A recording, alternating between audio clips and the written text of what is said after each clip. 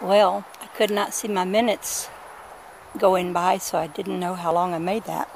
So I make part 2. Put camera back on chest, put book in face, and read. Most people fail in the so-called demonstration because they make a statement of perfection and then immediately begin to look back into the matter of the opposites. Only if thine eye be single shall thy body be filled with light. Lot's wife turned and saw double, and her body became stone, or salt. Now henceforth and forever see only perfection, said Jesus. The moment that we establish perfection, the Christ stands forth dominant. Each works to establish the other, for the fact in spirit is the form of its manifestation. The effect of true spiritual treatment is not dependent upon the degree of unfoldment or spiritual development of the person treated. We need not bother about his consciousness, for it is based upon the opposites, else he would not be ill. The spiritual fact is, and the moment we stand in perfection, our consciousness is perfect as well. Speaking the word is never hypnotic, for it is the essence of the true nature of all creation. Treatment, or speaking the word, is not projecting our ideas of health to offset disease. This latter is hypnotic. Speaking the word is only telling the truth, declaring that which always has been and always will be true of any individual, condition, or circumstance in principle. Hypnosis is a result of speaking from the human mind with its imperfect concepts. It is not necessary that the sick or needy person asks for your help, nor that he be conscious that you are sending forth the word to him. If you send it forth on the Christ right ray, you are merely presenting his own innate perfection to him. In this way you liberate both yourself and him, for you are not dealing with anything but fact. You are not working against the will of an individual when you work with the perfection, for the innate will of everyone is for perfection. This rather frees his will from its entanglements in the realms of false habits and concepts. There is no so-called influence in this sort of facing the situation.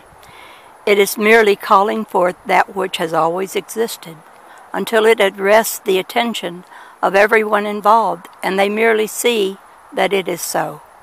There is power in the spoken word, always, if we see it as spirit. For then it can be nothing but spirit. We are the determinator.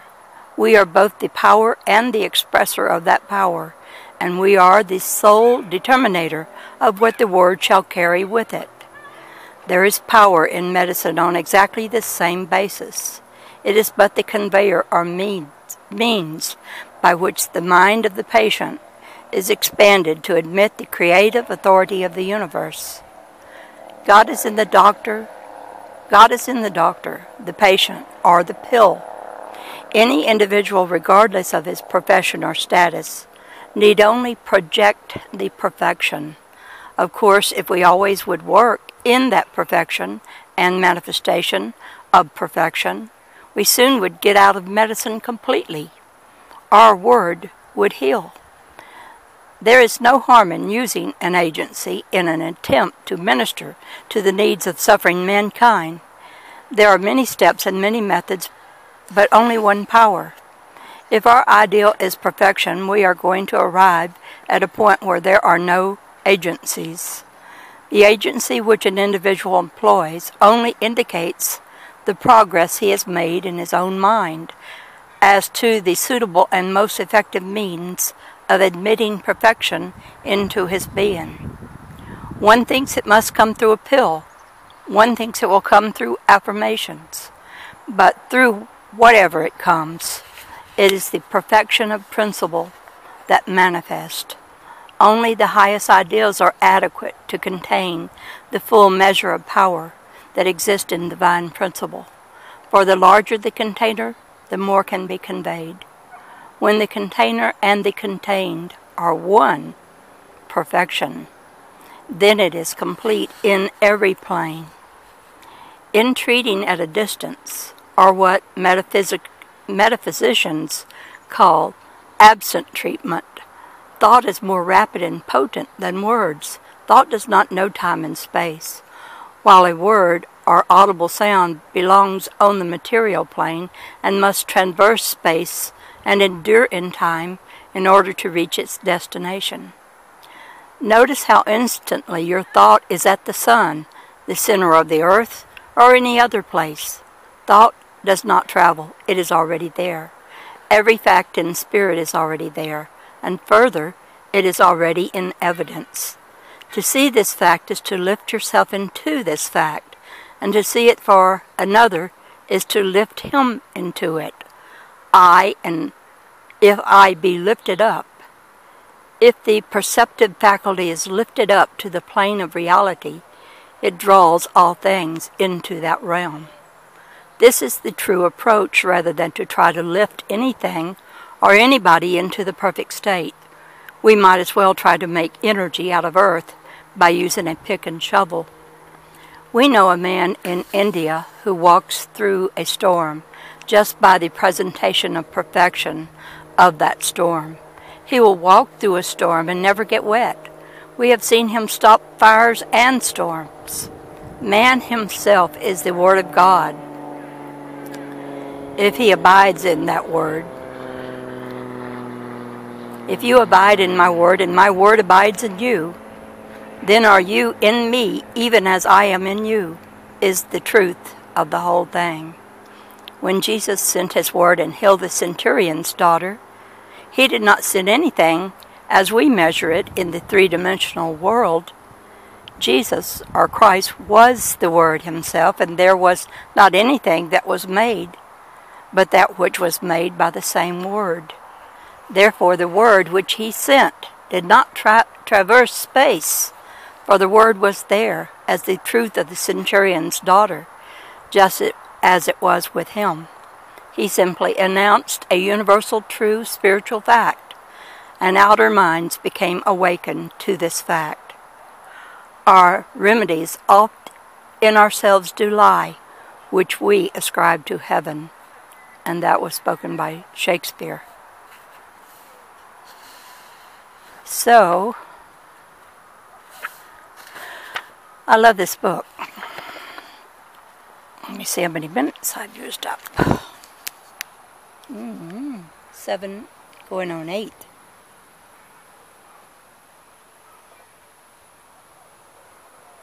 And airplanes and cars and trains have been coming by, as usual. I've just gotten to where I just accept that. And look here on it. Zero in on something. That little round thing there. That. The passion fruit plant that's all around this little tent area. That's a bulb that makes the little fruit. And I have another one too. There's 2 of them. Let's see. Where's the other one? It's here somewhere. Anyway, it's so hard for you to take the camera precisely to where you're looking when you're just looking through the viewer. Oh, I see it there. There it is, right there. Another fruit ball. When I was a kid, we would take these passion fruit green balls and open them up, and the seeds looked like snot. That's what they looked like. And we would, pretend we could eat it, and we would pretend we were eating that. Kids. We did a lot of disgusting things like that. But I'm going to take the seeds and see if I can grow more of this vine. And perhaps give it away to people. Because this is a beautiful flower. The passion fruit flower. But right now, most of the flowers are like, let me go in. They're like that one. They're getting kind of swiveled up. And that's not even very clear. There, you can see it more clearly there. I love being out here in my little tent with all the grass around me. I feel like an animal in a house that the animal made himself just by digging around under the earth and grass. It's a good place to come and be alone.